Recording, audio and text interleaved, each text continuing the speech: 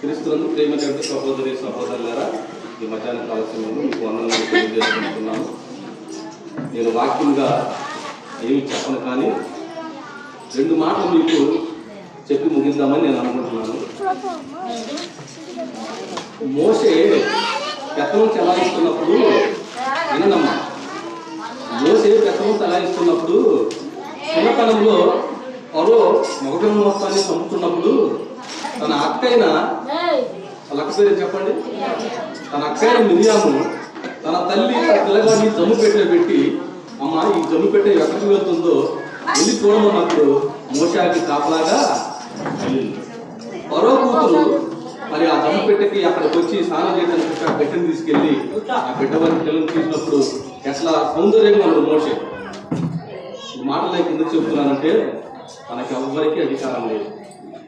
ఆలోచిస్తున్నారు, ఇక్కడ నిలబడటానికి అధికారం లేదు, మనం చెప్పడానికి అధికారం లేదు. దేవుని చిత్తం ఉంటే ఆయన వేరుపరుచుకుంటే రేపు మనం ఏమైపోతాం మనకు కూడా.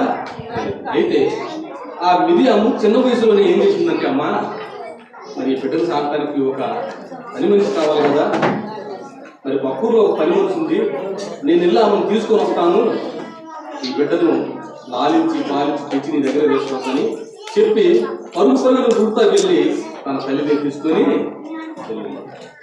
ఇది దేవుని చిత్తమయం. ఎందుకని ఇశ్రాయేలు జనాంగం ఫరో దగ్గర 12 లక్షల మంది బానిసత్వంలో ఉన్నారు. మా ఎప్పుడు గోల్ చేయదు, వాక్యం వినండి. పాటలు ప్రాముఖ్యం కాదు, వినండి ఒకసారి. వాక్యం చాలా విలువైంది. ఎందుకని మాట చెప్తున్నానంటే, ఇంకా 10 సంవత్సరాల పోతే వాక్యం చెప్తానికి సేవకులు కూడా అవకాశం లేదు. నేను చెప్పేది నిజం. ఎందుకు చెప్పమంటవా, శుక్రవారమే ప్రార్థన జరగాలి. ఇక్కడ ప్రకటన చేసేంత వరకే ప్రయాణంలో పట్టారు మైక్ చెప్పి, ప్రకటన అయిపోయిన తర్వాత పాట పాడటానికి కూడా మైక్ అనుమతి లేదు. దయచేసి మీకు 2 చేతులు నమస్కారం చేస్తాను, వాక్యాన్ని వినండి. అది నేను చెప్పినా, ఆయన చెప్పినా, ఎవరు చెప్పినా ఇది దేవుని మాట. ఇక లేదు సమయం. 666 ముద్ర ఇక ఏపించుకోవాలి, తప్పదు. అర్థమైందా? నేను ప్రకటన చేశాను, పన్ను కట్టకపోతే స్థలం మంది, ఇల్లు మంది, మన డబ్బులు పెట్టి మనం కట్టించుకున్నాం. మీరు రేపు ఇంటికి పన్ను కట్టకపోతే ఆ ఇల్లు గవర్నమెంట్ లెక్కలోకి వెళ్ళిపోద్ది, నీరు కాదు. 666 ముద్ర అమలైపోతుంది. నీళ్లు కూడా ఇక కులా తూగి కొలుసుకొని తాగే టైం వస్తుంది. ఇప్పుడు పారేసుకుంటున్నారు, వేస్ట్గా చేస్తున్నారు, ఎన్నో చేస్తున్నారు. నీళ్ళను కూడా కొలతతో బైబుల్ రాయబడి ఉంది, నీళ్ళను అమ్ముతారన్నారు. ఇప్పుడు అమ్ముతున్నారా, అమ్మట్లేదా? లీటర్ ఎంత? 10 రూపాయలు. లీటర్ ఎంత? ఇట్లా అమ్ముతున్నారా? అమ్ముతున్నారు. అయితే ఈ మిరియాము వెళ్ళి తన తల్లి దగ్గరకు తీసుకువెళ్ళింది. ఈ పిల్లలు పెంచి పెద్దవాళ్ళు చేసి నా దగ్గర చేస్తామని ఫరో కూతురు మళ్ళీ చెప్పింది. పెంచి పిల్లవాళ్ళని చెప్పి పెద్దవాళ్ళు చేసిన తర్వాత ఫరో కూతురు దగ్గర తీసుకెళ్ళాడు. ఒక హెబ్రీడు వాళ్ళు గొడవ పడుతుంటే మోసే చెట్టు ఇసుకలో పాతి పెట్టి మరలా ఇంకొక వేరే స్వాతంత్రు కొట్టుకుంటుంటే ఆడికి వెళ్ళి ఏమయ్యా అతను కూడా చెప్పినట్టు సభ్యులను పూడ్చి పెట్టాలని చూస్తున్నసరికి భయపడతాం. భయపడి ఏం చేస్తాడంటే, ఇక్కడ ఉంటే నాకు మంచిది కాదేమని చెప్పేసి తన మామైన ఇద్దరు దగ్గరికి వెళ్ళిపోతాడు. అక్కడికి వెళ్ళిన తర్వాత ఏం జరిగిందంటే, అక్కడ నువ్వు ఇక్కడికి వచ్చావు కదా నాయన, ఇంకా ఊరకుంటూ ఎందుకు, నాకు గొర్రెల మంద ఉంది, ఆ మందని కాయి అని చెప్పాడు. ఆ మందని కాసుకుంటూ వెళ్ళాడు. ఎక్కడ చెప్తున్నాడు ఆ మందని? ఓరోగి కొండ దగ్గర. ఆలోచించండి, ఆ కొండకి ఏమని పేరు అంటే దేవుని పర్వతం అని పేరు. దేవుని పర్వతం, అది దేవుని పర్వతం అని పేరు. మనూరులో కూడా దేవుని పర్వతం ఉంది. మీకు ఎంతమంది తెలుసు చెప్పండి? మనూరులో ఉంది దేవుని పర్వతం. నేను చిన్నపిల్లలప్పుడు వర్షాలు పడకపోతే పోయి అక్కడికి వెళ్ళి మనం చేసుకున్నాం పంట. అక్కడికి వెళ్ళి వరభోజనం చేసుకున్న తర్వాత పిల్లలు మొత్తం ఆ చెట్లు కూర్చున్నప్పుడు వరభోజనం చేసుకుని పాస్టర్ గారు వాకి పోయి ప్రార్థన చేసేవాళ్ళు మొత్తం కలిసి ఆ తపాలు మనుషులు గుడ్డలు మూట కట్టుకుని ఇంటికి చేరేవారు. అది దేవుని పర్వతం. ఎవరైనా ఆలోచిస్తున్నారా? గుర్తుపెట్టుకోండి. నీ మీద నిందలేకము, నా మీద నిందలేకము, వాడట ఇడట కాదు కావాల్సింది. దేవుని చిత్తం ఏమై ఉన్నదో తెలుసుకొని ప్రవర్తించాలి. బైబిల్ ఏమన్నా ఏమనుందంటే, నేను నాలో పాపం లేదు అనుకున్నవాడు ఎర్రివాడు. బైబిల్ ఏమని చెప్తుంది? తల్లి గర్భం నుంచి పుట్టిన ప్రతి ఒక్కడు పాపే. ఏ విధంగా పాపి? చూపులోన, ఆలోచనలోన, నడకలోన, దేవుట్లో పాపి, మాటల్లోన, ప్రతి ఒక్క దాంట్లో మనం పాపం చేసే ఉన్నాం. అయితే దేవుని పర్వతమైన హోరేబు కొండపైకి వెళ్ళిన తర్వాత అక్కడ వింత కనిపించింది మోషేకి. దేవుడు వేరుపరుచుకునే సమయము ఆసన్నమైంది. దేవుడు మోషేతో మాట్లాడే సమయము ఆసన్నమైంది. అక్కడికి వెళ్ళిన తర్వాత ఒక పొద నుంచి మంట పైకి వస్తుంది, కానీ పొద మాత్రము ఆగిపోతుంది. ఈ వింత ఏదో చూద్దామని చెప్పేసి యువత నుంచి అయితే కనపట్లేదు నాకని చెప్పేసి హోరేబు కొండ అవతలకి వెళ్ళి చూసేద్దామని వెళ్తున్నప్పుడు అప్పుడు యెహోవా దేవుడు మోషేను అప్పుడు గబగబా అని మోషేతో చెప్పింది, మోషే మోషే నువ్వు అక్కడ ఆగు. ఏమన్నాడు? మోషే నువ్వు అక్కడ ఆగు, నీవు నిలుస్తున్న స్థలము పరిశుద్ధమైన స్థలం, నీ చెప్పులు నీ కాళ్ళకున్న చెప్పులు విప్పి రా. ఈరోజు మనం ఎలా ప్రవర్తిస్తాం చెప్పండి సార్. మోషే ప్రజాగా దేవుడితో చెప్తున్నాడు. బాగా ఒక 20,000 మంది 60,000 మంది సంఘస్థున్నారు అనుకో, స్కూ వేసుకొని వాక్యం చెప్తారు. నేను చాలా మంది సేవకులు చూసాను స్టేజ్ మీద, బూట్లు కాళ్ళ బూట్లు విడవరు. మరి ఇక్కడ మోషేకి ఎందుకు చెబుతున్నాడు దేవుడు? మోషే నువ్వు నిలబడది పరిశుద్ధమైన స్థలం, నీ చెప్పులను విప్పి పొద దగ్గరికి రమ్మన్నాడు. ఆ పొద దగ్గరికి వెళ్ళినప్పుడు పొదలో ఉండి దేవుడు మోషేకు కొన్ని సూచక్రియలు చెబుతున్నాడు. మోషే నీ జనాంగమైన నీ కులస్తులైన నీ జనాంగము ఫరో దగ్గర, అంటే నీ తాత దగ్గర, ఫరో దగ్గర బానిసత్వం ఉన్నారు, వారిని తీసుకురావడానికి నిన్ను పంపిస్తున్నానంటే 3 సార్లు దేవునికి ఎదురు సమాధానం చెబుతుంది మోషే. నిర్మాకాండం 3వ అధ్యాయం నుంచి 10 వచనాలు చదువుకుంటే 1వ వచనం కానుంచి అసలు మోషే దేవునితో సజాగా ఏమంటావు మీకు అర్థమవుతుంది. అయితే 3వసారి అన్న తర్వాత కోపడతాడు దేవుడు ఎవరి మీద? మోషే మీద. మోషే నువ్వు ఎందుకు భయపడుతున్నావు? నేను ఉన్నాను కదా అని చెప్పేసి తన చేతికి ఒక కర్ర ఇస్తుంది. ఈ కర్ర నేల పడవేమన్నప్పుడు కోమైంది, మళ్ళీ దాన్ని తోకపట్టుకోమన్నప్పుడు కర్ర అయిపోయింది. వెళ్ళు, నీ చేతిలో ఉన్న దొడ్డు కదా నేను, అయినా కానీ లాస్ట్కి తప్పించుకోవడానికి అప్పుడు నా నాలుక మందం అయ్యా, నేను ఏం మాట్లాడి వాళ్ళ దగ్గరికి వెళ్ళంటే అప్పుడు అంటాడు, మీ దినతండ్రి అయినా నీ తమ్ముడిని అహరోని నీకు తోడుగా పంపిస్తున్నాను, ఏదైనా సరే నీకు అతనే మాట్లాడుతాను, నువ్వు వెళ్ళి మరి ఫరో దగ్గరికి వెళ్ళి 12 సూచక్రియలు చేశాడు. ఒకసారి కప్పలు, ఒకసారి బూడిద, ఒకసారి పొడి, ఒకసారి వేగులు, ఒకసారి అంతా వాళ్ళ మీదకి దేశం మీద కొట్టేట్టు చేసిన ఫరో ఆలకించిన 12 ఆగినప్పుడు వెళ్ళినప్పుడు ఫరో 11 సూచక్రియలు నీ దగ్గర చేశా, నా జనాంగాన్ని పంపించరా, 13వ సూచక్రియ నీ మరణమే. ఏమన్నాడు ఫరోతో? 13వ సూచక్రియ నీ మరణమే. ఇక్కడ సారి నువ్వు చనిపోతున్నప్పుడు ఫరో ఏమంటే ఈ అవ్వలు ఎక్కడికి దాటిపోతాను చూద్దామని చెప్పేసి నీ సైన్యాన్ని తీసుకొని వెళ్ళిపోమన్నప్పుడు ఈ ఫరో తగ్గి సైన్యాన్ని తీసుకుని వెళ్ళిపోతున్నప్పుడు ఎర్ర సముద్రం అడ్డుగా వస్తుంది. అప్పుడు ఫరో రథాన్ని గుర్రాన్ని పరివారం సిద్ధం చేసుకోమంటుండు. వాళ్ళు అక్కడ ఆగుతారని తెలుసు, వీళ్ళు సముద్రం కాడ ఆగుతారని తెలుసు, మళ్ళీ వాళ్ళకి ఏదో ఒక అబద్ధం చెప్పి మళ్ళీ పనికి తెచ్చుకోవద్దని చెప్పేసి మొత్తం సిద్ధం చేసుకున్నప్పుడు ఎర్ర సముద్రం వాళ్ళు అంటారు మోషే అంటారు వాళ్ళలో ఏమయ్యా ఆ ఫరో దగ్గరే బానిసత్వం నుండి కలువగలు తాగి బతుకోలేగా ఇక్కడ తీసుకొచ్చి మమ్మల్ని పెట్టి ఆ పొరుగు చూసినప్పుడు వచ్చి మమ్మల్ని చంపడానికే నిత్యం నువ్వు తీసుకొచ్చిన మోసే మీద నిద్రలేసినప్పుడు అంటారు అమ్మ ఆకాశం వైపు చేతులు ఎత్తి తండ్రి మరి విపత్తు నేను ఎలా చేశానంటే అప్పుడు అంటాడు మోసే నీ చేతులు ఉన్న కర్రని సముద్రం వైపు. ఇక్కడ చిన్న చిన్న మాటలు ఎక్కడన్నా మీరు పొలానికి వెళ్ళినప్పుడు మీ పక్కన ఉన్న చెప్పడానికి అవకాశం ఉంది. నీ చేతులు ఉన్న కర్రను సముద్రం వైపు చూపాడు, చూసేసరికి 2 పాయలుగా వెళ్ళిపోయిన తర్వాత ఇజ్రాయెల్ జనాంగం మొత్తం కూడా 6 నెలలు నడుస్తారు. అప్పుడు వచ్చింది 6 నెలలు నడిచి అవతలకి వెళ్ళిపోయిన తర్వాత ఈ ఫరో సైన్యం ఏం చేసిందంటే మధ్యకు వచ్చేసింది. మళ్ళీ మోషే అవతలకి వెళ్ళి తన కర్రను సముద్రం చూసేసరికి సముద్రం 2 పాయలుగా.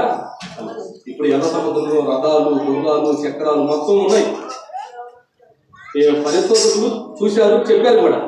అదంతా అయిపోయిన తర్వాత మోషే నాయకత్వం వహిస్తుండగా వచ్చిన తర్వాత 40 రోజులు ప్రయాణమే. వాళ్ళు అక్కడ నుంచి ఆ 10 లక్షల మంది ఇక్కడ రావడానికి 40 రోజుల ప్రయాణమే. 40 సంవత్సరాలు పట్టింది. ఎందుకు పట్టిందో తెలుసా? ప్రార్థన కొడుతున్నాం, పాటలు పాడుతున్నాం, వాక్యాలు వింటున్నాం, కానుకలు వేస్తున్నాం, సందాలు చేసుకొస్తున్నాం, అన్ని చేస్తున్నాం, కానీ ఇంటికి పోయిన తర్వాత దేవుడు ఎవరో తెలియనట్టు నటిస్తున్నాం. ఇది నాకు సత్యం. దేవుడు ఏమన్నట్టు వాక్యాన్ని ఉన్నట్లుగా బోధించమన్నాడు. ఇంటికి వెళ్ళిన తర్వాత ఏదో పాత్ర గారు చెప్పిండు, అయిపోయింది, మనం వచ్చింది, ఓకేనా? ఇదే జరుగుతుంది. కాకుంటే సతీష్ గారు ఒక మాట అన్నాడు. ఒక ఆమె చర్చికి వచ్చి బాగా ప్రార్థన చేస్తూ పాటలు పాడుతున్నాను. పక్కింటి గొడవైంది. అడిగి పోతే చేతులను సాక్షి సతీష్ గారు చూసిందంట. సతీష్ గారు చూసి నీ కుటుంబం స్తోత్రమే, నీకు స్తోత్రమే, నీ కుటుంబం అంతస్తు స్తోత్రం అంటున్నాక నీకు కూడా స్తోత్రాలు అమ్మా చూసిన మాట మార్చదు. నేను ఏమి చేయలేను, కానీ నేను కాపలా కాస్తున్న తండ్రి ఒకడు గుర్తు పెట్టుకోమని చెప్పేసి ప్రతిదాన్ని. అయితే ఈ 6 లక్షల జనాన్ని ఆ కొండకు తీసుకొని వచ్చి 40 సంవత్సరాలకు వచ్చేసరికి మోషేతో వాగ్దానం చేస్తుంది. ఏమని? ఇదిగో మోషే, నీకు పాలు తేలు పౌరులు చేస్తూ నీకు స్వాస్థ్యంగా ఇస్తున్నాను, ఇశ్రాయేలు జనాంగా నీకు స్వాస్థ్యంగా ఇస్తున్నానని చెప్పినప్పుడు తీసుకొని వస్తాము. 40 రోజులు ప్రయాణం, 40 సంవత్సరాలు. అయితే ఈ 12 లక్షల మంది కాల్బలం మొత్తం కూడా కొండ చుట్టే నాశనం అయిపోయారు. ఎందుకు అయిపోయారు చెప్పమంటావా? వాళ్ళని తీసుకొస్తే ఒక్కడ కూడా యెహోవా దేవుని ప్రార్థించిన లేదు. ఒక యెహోషువ కాలేజీ తప్ప ఎవరిని ప్రార్థించిన లేదు. వాళ్ళు మొత్తం తీసుకొని వచ్చిండు, అంతా అయిపోయింది. వచ్చిన తర్వాత ఒక సాట పెట్టిన తర్వాత అయ్యా నీళ్ళు లేవని చెప్పేసి నన్ను చిత్రహింస పెడుతున్నారయ్యా, మరి నేను ఎట్లా అంటే అప్పుడు అంటాడు మోషే, నీ ఎదురు ఉన్న బండం దగ్గర నీ చేతిలో ఉన్న కర్ర చూపెట్టమంటే మోషే వెళ్ళి ఆ బండని ఆజ్ఞ అతిక్రమించడమే పాపం. దేవుడు మాట ఏదైతే చెప్పిండో దాన్ని క్రమం తప్పకుండా చేసిన వాడే మంచివాడు, కానీ క్రమం తప్పకుండా చేయని వాడు పాపం చేసినట్లే. బైబిల్ ఏమన్నా ఆజ్ఞ మీద నువ్వు పాపం చేసినట్లే. దేవుడు ఏమని చెప్పాడు? నీకు లేని వారు నీ దగ్గరకు వచ్చి ఒక పూట పెట్టమన్నాడు. నీకు 3 అంగులు అంటే 3 సొక్క ఉంటే లేని వాడికి ఒక సొక్క ఇవ్వమన్నాడు. ఈ సొక్కాను చూసుకుంటావు నువ్వు. ఈ సొక్క 600 పెట్టుకున్నా, 200 పెట్టుకున్నా, 200 వాటికి ఇస్తాను. ఏమవుతుంది? ఎదవరా వెనక ఎక్కడో కూర్చుంది. వీళ్ళందరూ తల్లి వీళ్ళతో రాకూడదు, ముందు కావా వెనక కూర్చుంది. కానుకలు పట్టడానికి పాత్ర పంపించాడు. వీళ్ళందరూ తన దగ్గర ఉన్న నోటు మొత్తం లెక్కేసుకొని ఎక్కడో ఒక ఎనసిక్కున్న 10 రూపాయల నోటు తీసి ఈ కానుకలు పెట్టలేశారు. ఆమె దగ్గర అనానే ఉంది. అనాటి ఎంతో నాకైతే తెలియదు అప్పట్లో. అనానే ఉంది. ఏం చేసిందంటే ఆ చేతులు అది చూసి ఏం చేసిందంటే మనస్పూర్వకంగా పరిపూర్ణంగా, దేవా నీవు ఉండగా నాకేందయ్యా, ఇది నువ్వు ఇచ్చిందేగా అని చెప్పేసి పరిపూర్ణమైన పనితో పెట్టలేదు. ఇక్కడ సుమారు 200 మంది ఉన్నారు. ఈ 200 మందికి నాకు దీవెన ఏదైనా వాళ్ళకి ఆమెకి ఎందుకు వచ్చింది చెప్పండి? మనసులో కలమాసం లేదు, మనసులో ద్వేషం లేదు, దేవుని కీటంలో పరిపూర్ణంగా ఇచ్చింది. అయితే మోషే మొత్తాన్ని తీసుకొచ్చిన తర్వాత 250 మందిని అమాలేకీయుల్ని రెచ్చగొట్టి తీసుకొచ్చింది అక్క. ఎందుకని? ఏనేనా ఇక్కడ వాక్యం చెప్పేది, ఏనేనా పాట పాడేది, ఏనేనా బలారాధన ఇచ్చేది, మీరు లేరా అని చెప్పేసి అక్కకి వ్యసనం పుట్టి మోషే మీద 250 మంది మోషే దగ్గరకు వచ్చి నువ్వేనా యాజకత్వం చేసేది, నువ్వేనా కథనం చేసేది, మేము లేవా అని చెప్పేసి అన్నప్పుడు ఈ మాత్రం అప్పుడు ఏమంటే, అయ్యా మీ చేతిలో ఉన్న దుడ్డుగర్లు మొత్తం తీసుకొచ్చి ఈ బలిపీఠం దగ్గర నిలబెట్టండి. దుడ్డుగారు అంటే తెలుసమ్మా? చేతి కర్ర, అది నరికి ఎండిపోయినప్పుడు ఎప్పుడు దానికి నూనె పూసి బాగా పెడతారు. మీ 250 కర్రలు తీసుకొచ్చి ఈ బలిపీఠం దగ్గర నిలబెట్టండి. అప్పుడు వాళ్ళు మొత్తం నిలబెట్టిన తర్వాత అహరోను మీ కర్ర కూడా తీసుకుని నిలబెట్టు. ఆ కర్ర నిలబెట్టిన తర్వాత మీరందరూ తెల్లతాను ఏపుతారు, మీరు ప్రార్థన చేసిన సమయంలో ఎక్కడికి రానని చెప్తే అమాలేకీయులు అంటారు మీరు ఏదో మార్చడానికి చేస్తారని చెప్పేసి అక్కడ తలిపేస్తారుగా, వాటికి కనిపడు. వాళ్ళు పండుకున్న తర్వాత తెల్లదనానికి తినేసిన తర్వాత అయ్యా తలుపు తీసుకున్నారు అమాలేకీయులు ఎరా రాండి అనిపించినప్పుడు తలుపు తీసేసరికి అహరోను కర్ర బాగా మాత్రం స్వీకరించింది. ఆలోచించండి, ఈ మాట ఎందుకు చదువుతున్నానంటే ఎందుకు కాదు నేను చెప్పాలా, నేను నిలబడాలనుకోవటం అసమర్థత.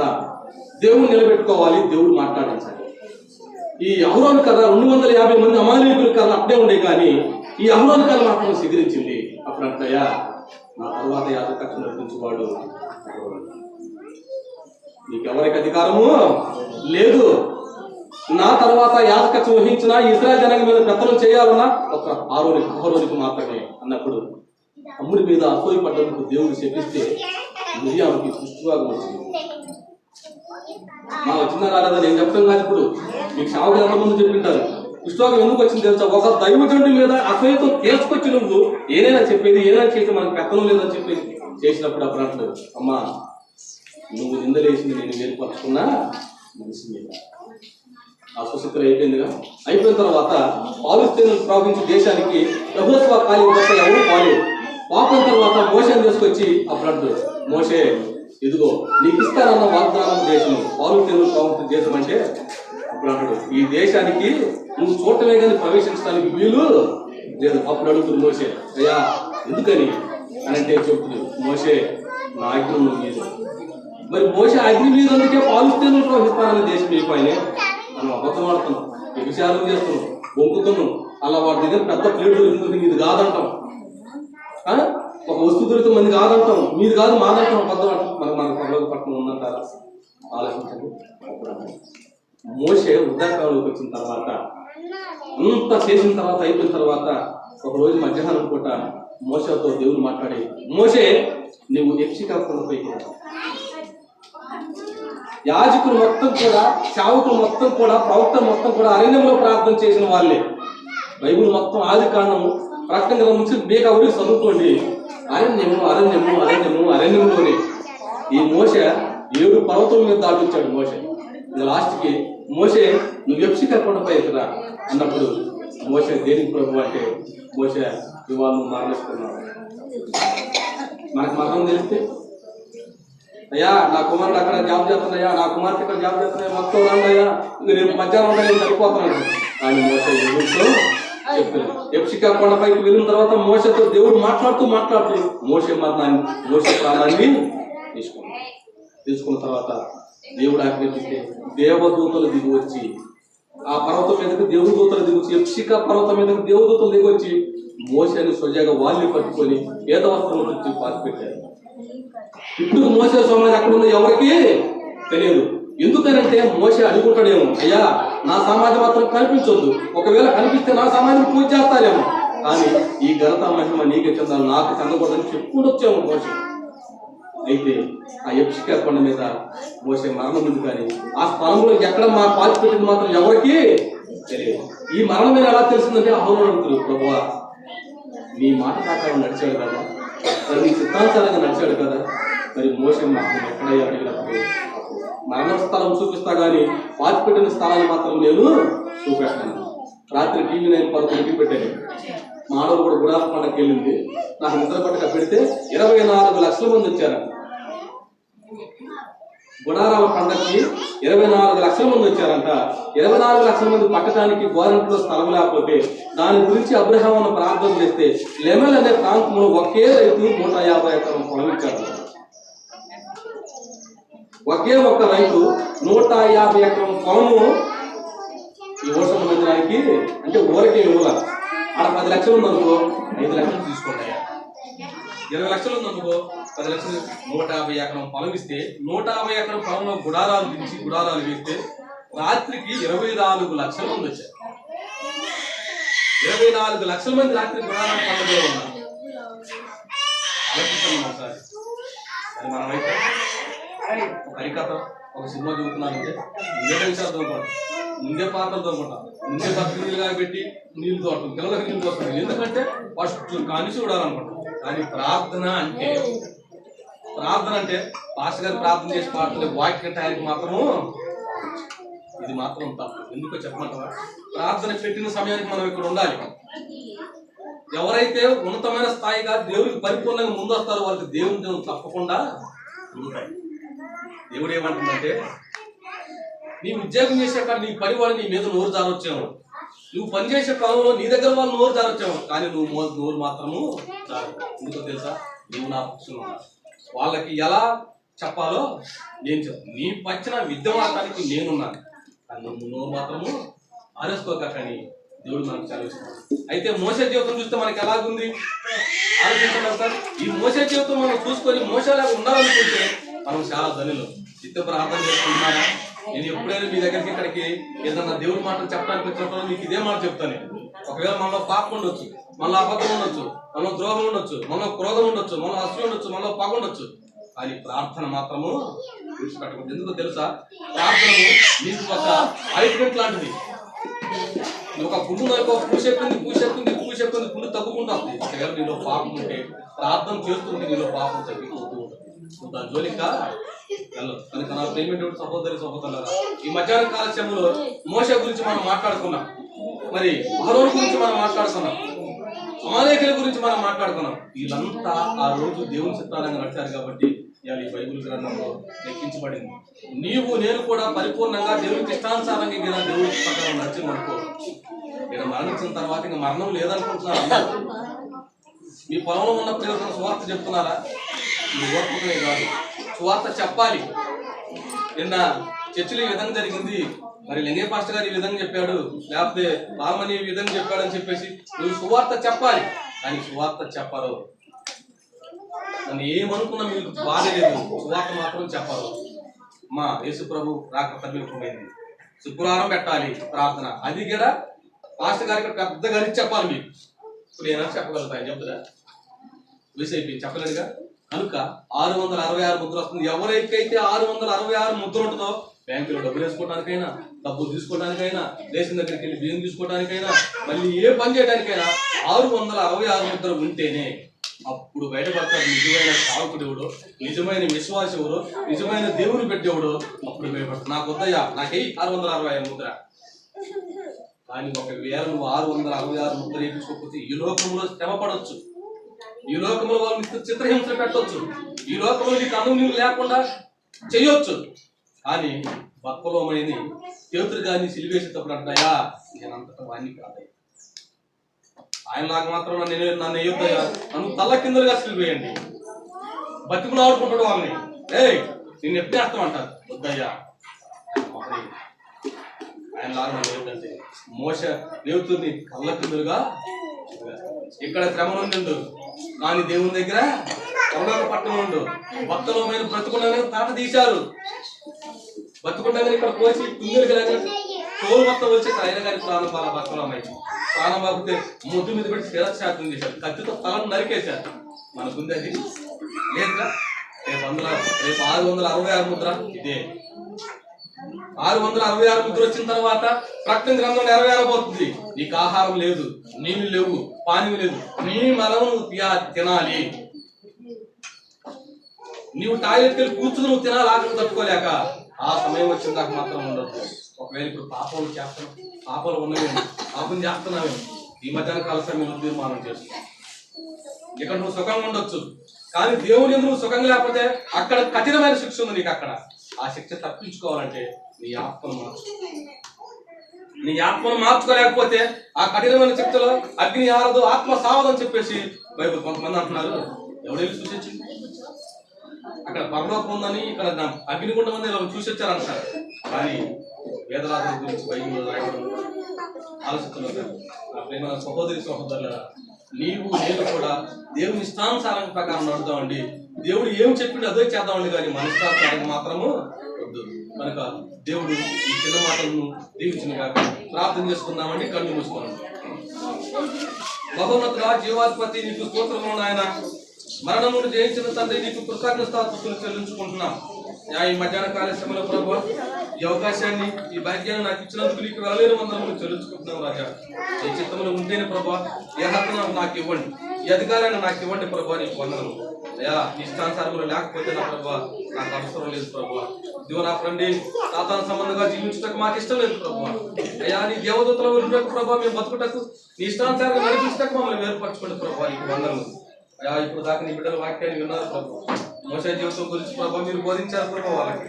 అయ్యా, అప్పుల బాధలో ఉన్నారేమో ప్రభు, స్థిరం రాగంతో ఉన్నారేమో ప్రభు, భర్త తాగుబోతుల నుంచి విడిపించబడట్లేదేమో ప్రభు, పిల్లల తల్లిదండ్రుల మాటలు వింటలేదో ప్రభు. అయ్యా, ఈ మధ్యాహ్న కార్యక్రమంలో ప్రభు నీ బిడ్డలు ప్రభు నీతో మాట్లాడుతున్నారు ప్రభు. యేసు నీకు వందనములు, ప్రభువా నీకు వందనములు. ఈ రాత్రి కాల సమయంలో ప్రభు ప్రతి బిడ్డను దర్శించండి ప్రభు. అయ్యా, వారు కూర్చున్న స్థలం పరిశుద్ధమైన స్థలం ప్రభు, నీ వేర్పరచుకుని పరిశుద్ధమైన స్థలంలో ప్రభు. అయ్యా, వారు కన్నీటితో నీతో మాట్లాడుతున్నారు ప్రభు. అయ్యా, కన్నీరు పెడుతున్న సమస్యలు ప్రభు. అయ్యా, ఆ సమస్యలు ప్రభు నీ సన్నిధికి తెస్తున్నారు ప్రభు. అయ్యా, జ్ఞాపకం చేసుకోండి. ప్రతి ఒక్కరు వేషధారుల వలె కాక ప్రభు. అయ్యా, నిష్కటము లేకనా ప్రభు, నిష్కలంపు లేక ప్రభు, నీ సన్నిధిని ఎదిగే బిడ్డలుగా ఏర్పాటు చేయండి. అయ్యా, నువ్వు మాకు సెలవిచ్చే ప్రభు. ఒక వ్యభిచారం చేసే తీరైనా క్షమిస్తా, కానీ వేషధారమైన మనిషిని మాత్రం క్షమించనున్నావు ప్రభు. నీకు వందనములు. అయ్యా, భక్తిగా ఉంటున్నట్టు నటిస్తున్నారేమో ప్రభు, బయటికి వెళ్తున్నారు ప్రభు, సాతాను క్రియలు చేస్తున్నారేమో ప్రభు. అయ్యా, మీరు గమనించుకోండి. ఒకవేళ వాళ్ళు తెలియక తప్పు చేయించిన ప్రభు, ఈ మధ్యాహ్న కాలంలో క్షమించిన ప్రభు, నీ బిడ్డగా వేర్పరచుకోమని ప్రార్థిస్తున్నాను. నీకు వందనములు. అయ్యా, వారు వేసుకున్న పంటలను జ్ఞాపకం చేస్తున్నాను ప్రభు. నీకు వందనములు. అయ్యా, మిరప తోటలు వేస్తున్నారు ప్రభు, సరైన పంటనివ్వండి, ఇటు పంటను ధరలు ఇవ్వండి ప్రభు. నీకు వేసుకోవాలి. పొగాకు వేస్తున్నారు ప్రభు, వరి వేస్తున్నారు ప్రభు. నీకు వందనములు. అయ్యా, ఈ అప్పులు తీర్చలేక నా ప్రభు ఎంత ముందులో వెళ్తున్నా ప్రభు, ఆత్మహత్య చేసుకుంటున్నారు ప్రభు. నా తండ్రి, అప్పుల బాధ నుంచి విడిపించండి. ఆ పంటలో ఉన్న ప్రభు చెడు పురుగును ప్రభు పారదాలను ప్రార్థిస్తున్నాను. ఆయన నీకు వందనములు. ఈ మధ్యాహ్న కాళేశ్వరంలో ప్రభా వారి తిరిగి గృహాలకు వెళ్తుండగా నా ప్రభా, ఇక్కడ విన్న వాక్యాన్ని ప్రభా విడువక ఎడబాయక నా ప్రభా, వాక్యాన్ని నెరవేర్చుకుంటున్నా ప్రభా, ఆ వాక్యానుసారంగా జీవించే కృపను దయచేసి ప్రార్థిస్తున్నాం. నా తండ్రి, నీ పాదములు పట్టుకొని బతిలాడుతున్నాను ప్రభా. నీ రక్త పర్యంతరంలో ప్రభా మేమందరం నుండి కృపను దయచేయండి అయ్యా. అయ్యా ఈ లోకంలో ప్రభా మేము జీవిస్తున్నామంటే అది నీ కృప ప్రభా. మేము పీలుతున్న గాలి నీవు ఇచ్చిన ప్రభా వరము నా ప్రభా. మేము తింటున్న ఆహారం నీవు ఇచ్చిన బహుమతి నా ప్రభా. అయ్యా నా తండ్రి మమ్మల్ని జ్ఞాపకం చేసుకోమని ప్రార్థిస్తున్నాం ప్రభా. ఇక్కడ కూడి వచ్చిన బిడ్డల్లో ప్రభా ఎవరైతే నీకు పరిపూర్ణంగా ఉన్నారో నా ప్రభా, ఎవరైతే నీకు పరిపూర్ణంగా లేరో నా ప్రభా, ఈ రాత్రి కాల సమయంలో ప్రభా వారితో మీరు మాట్లాడండి నా తండ్రి. నీకు ఈ మధ్యాహ్న కాల సమయంలో ప్రభావంతో మీరు మాట్లాడమని ప్రార్థిస్తున్నాం.